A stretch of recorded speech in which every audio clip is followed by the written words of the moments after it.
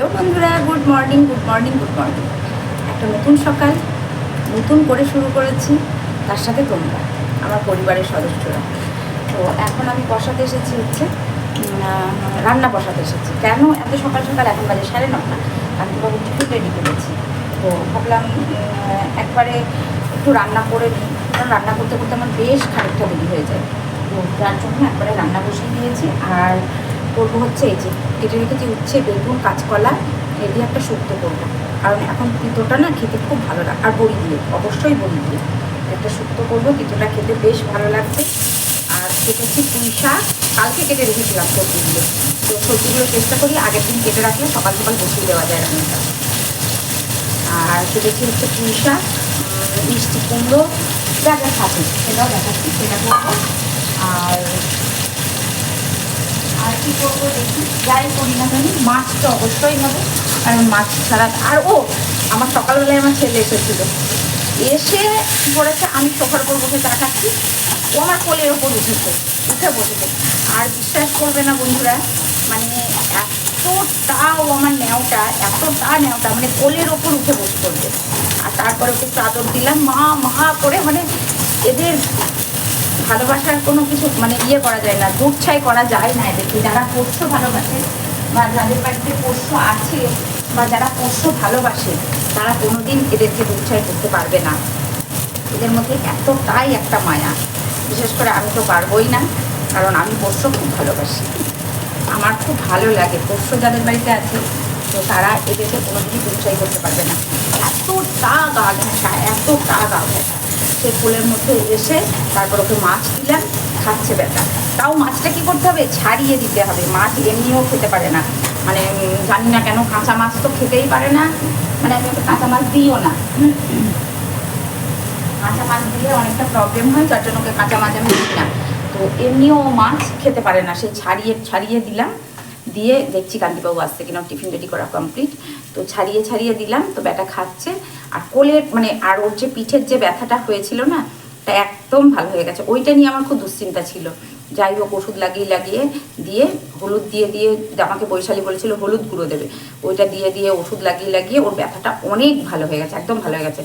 তো আর মানে এত নরম ওর গা হাত পা, মানে প্রচণ্ড নরম। তো ওই দেখো ও বসে আছে, কোলের মধ্যে উঠলো, একটু আদর নিলাম। সেই জামাটা আমি এবার ছেড়ে ফেললাম, ওকে স্যানিটাইজ করলাম। কোথার থেকে আসলো কে জানে, কোথায় গিয়েছিল সকালবেলা, সারা সকালবেলা আমি ওকে কোনো দিন ডেকে পাবো না। আসলো, খেলো, এবার এই আমার কাছে এসে চুপচাপ সারাদিন, আর বেরোবে না ও। ওই যখন হিসু করবে বা হিসু করতে যাবে, টয়লেট করতে যাবে, তখন বেরোবে, তাছাড়া বেরোবে না। আর কান্তিবাবুকে বললাম বাজার আনার কথা, তো বাজার করছে বাজার। আর আমি এদিকে পিঠোটা বসিয়েছি। পিঠো শুক্তো খেতে বেশ ভালো লাগে, তাই না? আমার তো বেশ ভালো লাগে, ডাঁটা বড়ি দিয়ে সেটাই করবো আজকে। তো ওই যে ব্যাটা বাইরে আছে, এখন ওকে আমি খেতে দিলাম। আমার উঠে পড়েছে। তো আমার যেহেতু বাড়িতে বাবু থাকে না, তো বিশ্বাস করবে না তোমরা, এদেরকে নিয়ে আমার এতটা ভালো সময় কেটে যায়, বলে বোঝাতে পারবো না। সকালবেলায় এসেই আমি যদি গেট বন্ধ থাকে বা ও যদি হিসু করতে চলে যায় বাইরে, রাতে শুয়ে থাকে, যদি হিসু করতে বাইরে চলে যায়, ওর বাবা যদি গেট বন্ধ করে দিয়ে চলে যায়, ও ঢুকতে পারে না। তখন কি করে জানে, মা ওই ঘরে শুয়ে থাকে, আমার ঘরে জানালা গিয়ে ওই জানালাতে গিয়ে আমাকে ডাক দেবে। তখন আমি উঠে ওকে ডাকি। এতটা এদের বুদ্ধি। শুক্তোটা বানিয়ে নিই।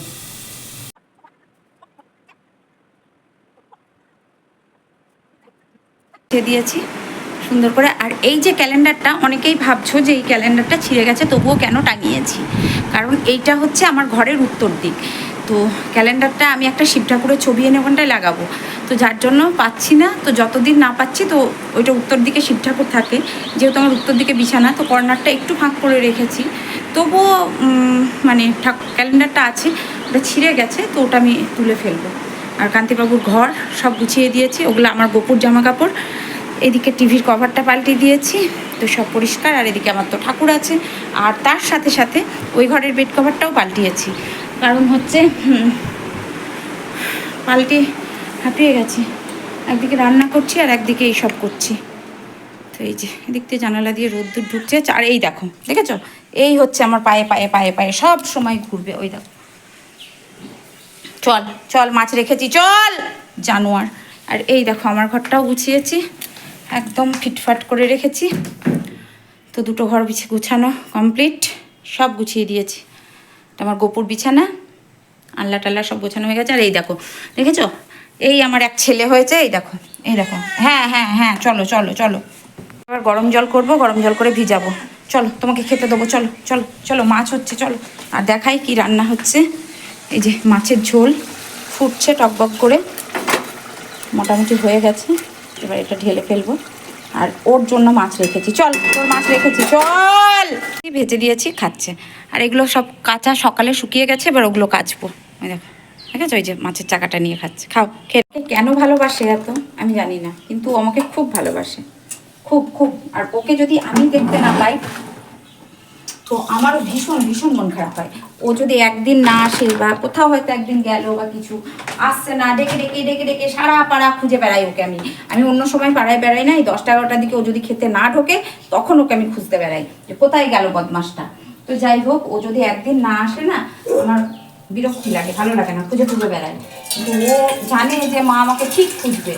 দিয়ে যদি ধরো হয়তো দেখছি এই আমার যে জায়গাটা আছে ওখানটায় দেখছি ওটা হয়তো কারোর সাথে, ওর আবার একটা বন্ধু আছে, মেয়ে বন্ধু।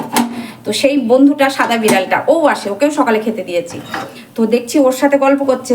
এবার যখন দেখলো যে আমি আসছি, একবারে আর দাঁড়াবে না, একদম সঙ্গে সঙ্গে পায়ের গোড়ায় এসে একদম, সে আর ও আর নেই সেখানে। তো সে বান্ধবী তখন ডাকলে ও আর থাকবে না, ও জানে যে মা এসে গেছে, ওর সে বান্ধবী যতই ডাকুক ও আর নেই, ও সেখান থেকে একদম সটকে যাবে। এমনও সে বান্ধবী ডেকে ডেকে থাকবেই না, একদম সঙ্গে সঙ্গে চলে আসবে যে না মা আমাকে ডাকতে এসেছে, একদম পায়ে পায়ে, তার আগে পাত্তা থাকবে না, খুঁজে খুঁজে ওকে আনতে হবে খাবার জন্য। ডিম আলু পটল দিয়ে একটা মাখা মাখা করে তরকারি করেছি, ডিমের অমলেট করে, এটা রুটি খাওয়ার জন্য হয়ে গেছে আমার। এবার সিঙ্কে বাসন আছে ধোবো। তরকারিটা হয়ে গেছে, আর সিঙ্কে রয়েছে কিছু বাসন। আর আজকে কি রান্না করেছি সেটাও দেখাবো। তারপরে কাচবো, এক গামলা ভিজিয়েছি, বেড কভারগুলো কাচতেই হবে। আর ঘরটা একটু ঝাড় দেবো। আজ আমি মুছতে পারছি না, ভালো লাগছে না, দেখি ইচ্ছে হয় তখন আবার মুছবো। তো এটা আলু পটল আর ডিম দিয়ে একটু কষা কষা করে তরকারি করলাম, এটা রাত্রে রুটি খাওয়ার জন্য। এই বেলাকার রান্না মোটামুটি হয়ে গেছে, দেখাচ্ছি কী কী রান্না। এখানে করেছি হচ্ছে পুঁই শাক আর মিষ্টি কুমড়ো, এইসব দিয়ে একটা সবজি বানিয়েছি, দেখা যাচ্ছে কি, এই যে মূলো যা ছিল সব কিছু দিয়ে, পটল এইসব দিয়েছি, একটা সবজি বানিয়েছি। আর এখানে করেছি শুক্তো, ডাঁটা আলু বেগুন বড়ি কাঁচকলা পেঁপে সব কিছু দিয়ে একটা শুক্তো বানিয়েছি। একটু অন্ধকার অন্ধকার লাগছে যদিও। আর এটা পুঁই শাকের তরকারি। আর এখানে করেছি হচ্ছে ডিম দিয়ে আলু দিয়ে কষা, এটা পটল দিয়েছি, সরি পটল দিয়েছি, এটা রাত্রে রুটি খাওয়ার জন্য। আর এই যে দুপুরের জন্য করেছি হচ্ছে মাছের ঝোল, পাতলা করে মাছের ঝোল করেছি, দেখাই, এই যে এটা করেছি, এটা দুপুরের। সমস্ত রান্না কমপ্লিট। এবার রান্নাঘরটা পরিষ্কার করবো, করে এক গামলা বাসন আছে, বাসনগুলো ধোবো, যে এক গামলা ভিজানো আছে কাচবো, ঘরটা ঝাড় দেবো। কাজ তো লেগেই রয়েছে না, নিত্যদিনের কাজ আর কোথায় যায়। হে কৃষ্ণ, ভালো লাগছে না, ইচ্ছে করছে না যে কিছু করি, বা উঠতেই ইচ্ছে করছে না যে উঠে কিছু করি, মনে হচ্ছে শুয়ে থাকি, তা শুয়েই থাকি। প্রচণ্ড পেটে ব্যথা করছে, উঠতেই ইচ্ছে করছে না।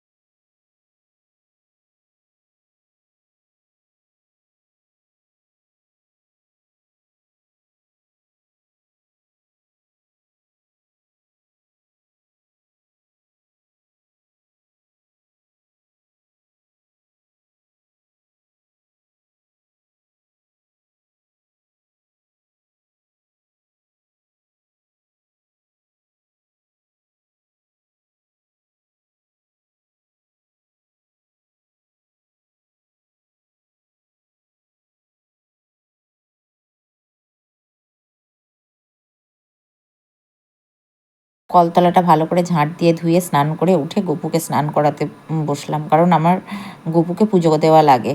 তো গপুর পুজো যেহেতু আমি করি, যার জন্য এই সময়টা আমি গপুর পুজোটা করি। তো গপুকে একটু ভালো করে ঘিটি মাখিয়ে ওকে একটু স্নান করিয়ে দিলাম, কারণ ওরও তো একটু ঘুমের ব্যাপার আছে, স্নান না করালে ঘুম হবে না ঠিকঠাক, তো তার জন্য।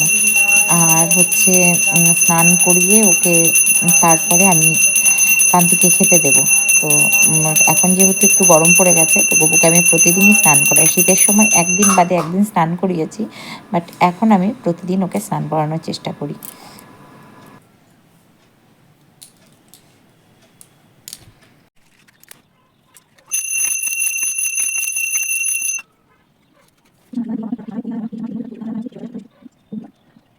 সবাই দেখো ছান করেছে, ছান তান করে ছেলে সব রেডি হয়ে গেছে। এবার ছেলে খাবে, খেয়ে মানে খাবে, খেলো, খেয়ে এবার ঘুমাবে ছেলে, একটু দোল দোল করবে ঘুম থেকে উঠে।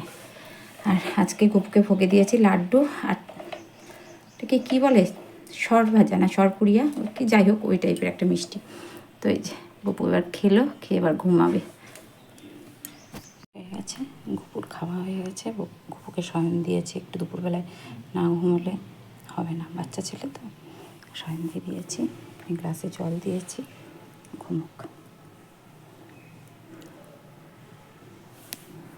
আর স্নান হয়ে গেছে, গপুর পুজো হয়ে গেছে, আর গপুকে এখন একটু শয়ন দিলাম, কারণ বাচ্চা ছেলে তো, কান্তি চলে এসেছে, স্নান করছে, ওকে খেতে দেবো, আমার খেতে একদম ইচ্ছে করছে না, তো আমি দুটো মুখে দেবো, দিয়ে একটু শোবো, ভালো লাগছে না, পেটে প্রচণ্ড ব্যথা করছে, প্রচণ্ড পেটে ব্যথা করছে। Hello friends, hello hello hello, শুভ সন্ধ্যা, শুভ সন্ধ্যা, শুভ সন্ধ্যা। তো কটা বাজে এখন, সন্ধ্যা 6:30, 6:45 মতো বাজে। আর গপু উঠলো, গপুকে সন্ধ্যা দিলাম, আমি উঠলাম, এবার আসলাম চা বানাতে।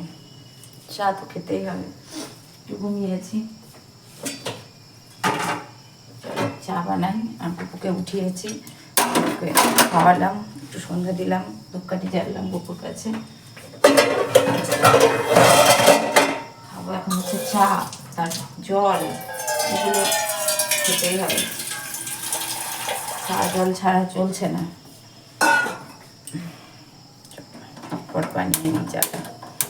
আর একদম মানে উঠতে ইচ্ছাই করছে না, একদম ইচ্ছা করছে না উঠতে, মনে হচ্ছে না যে উঠছে, এতটা শরীর ছেড়ে দিয়েছে।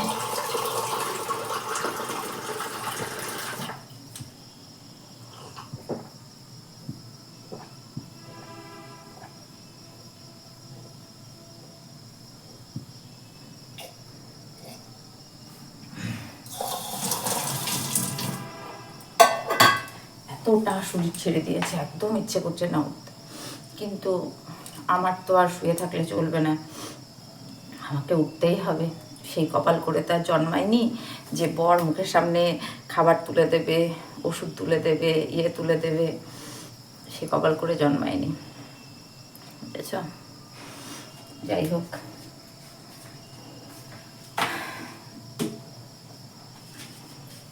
উঠলাম, সবই করতে হবে, মনে হচ্ছে না। আজকে এতটা কাজের চাপও ছিল, প্রচুর কাজের চাপ ছিল, কারণ বেড কভারগুলো কাচা লাগতোই, কেচেছি।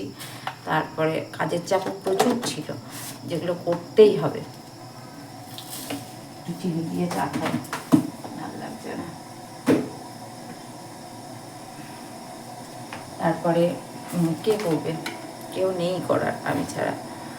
তারপর ঘর বাড়িগুলো একটু পরিষ্কার করলাম, ওই নিয়েই করতে হলো।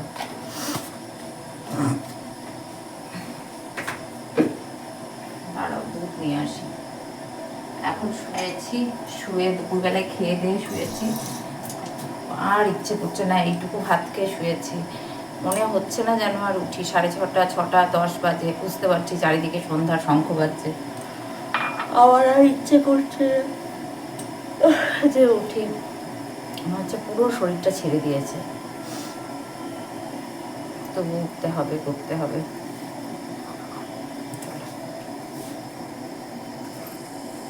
ওই যে কি যেন একটা প্রবাদ আছে না, যে ঢেকি স্বর্গে গিয়েও ধান ভানে, আমারও খানিক সেরকমই অবস্থা। যেখানেই যাই করি না কেন, কাজ করতেই হবে, কাজ ছাড়া কোনো ইয়ে নেই। তবে হ্যাঁ, অনেক না, ফ্যান চালালে কথা শোনা যাবে না। অনেককেই দেখি যে চালায় একটু মশা খুব, যে শরীর খারাপ হলো বলে এই এটা ওটা করে। তো আমার মনে হয় কি বলতো, আমার শরীর খারাপ হোক, যত যাই যেটুকুই যাই হোক না কেন, মানে সেটা আমাকে করতেই হবে। এটা আমার রুটিন হয়ে আসছে আজ এতগুলো বছর, তাই। আর তো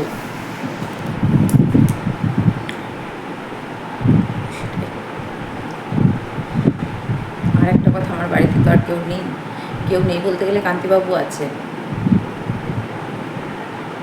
কান্তিবাবু কোনোদিনই এসবের দিকে তাকিয়েও দেখেনি, আজও দেখছে না, ভবিষ্যতেও দেখবে না। যাই হোক না কেন, যেটুকুই হোক না কেন, সেটা আমাকে নিজেকেই করতে হবে। হ্যাঁ, তবে আমার ছেলে যদি বাড়িতে থাকে বা ছেলে থাকলে হয়তো ও করে দেয়, ঘর ঝাড় দিয়ে দেয়, যেটুকু করার দেখে যে মা পারছে না, বিশেষ করে এই দিনগুলোতে, আর তখন করে দেয়। কিন্তু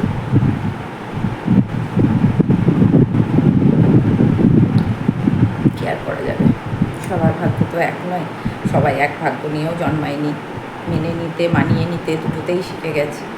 এখন বয়স হয়ে গেছে, মানতে শিখেছি, না শিখে তো উপায় নেই। ওই যে বললাম, মেনে নিতে আর মানিয়ে নিতে দুটোতেই শিখে গেছি। আজকে তার সাথে সাথে আজকে কাজও ছিল, বাড়িঘরও পরিষ্কার করেছি। মানে হয়তো বলবে কী দরকার ছিল করার, কান্তিকে বললে কী দরকার ছিল ওইরকম, ওই কী বলে, ওই নোংরা নিস্তি হয়ে আমি থাকতে পারি না। আমার শরীর খারাপ হোক, যাই হোক না কেন, যত যাই হোক, আমার মনে হয় বাড়ি ঘরটা একটু পরিষ্কার থাকবে। যত যাই হোক চেষ্টা করি, ভাবলাম ঘর মুছবো না, তারপরে আবার ঘর মুছেছি। বললাম যে আমার তো আর সেই কপাল করে জন্মায়নি যে পরে মুখের গোড়ায় কী বলে ওটাকে, সব কিছু ধরে ধরে তুলবে। ছেলে করে, আমার ছেলে থাকলে করতো। যাই হোক, সব সুখ তো সবার জন্য নয়, তাই না? সব সুখ সবটুকু সবার জন্য নয়।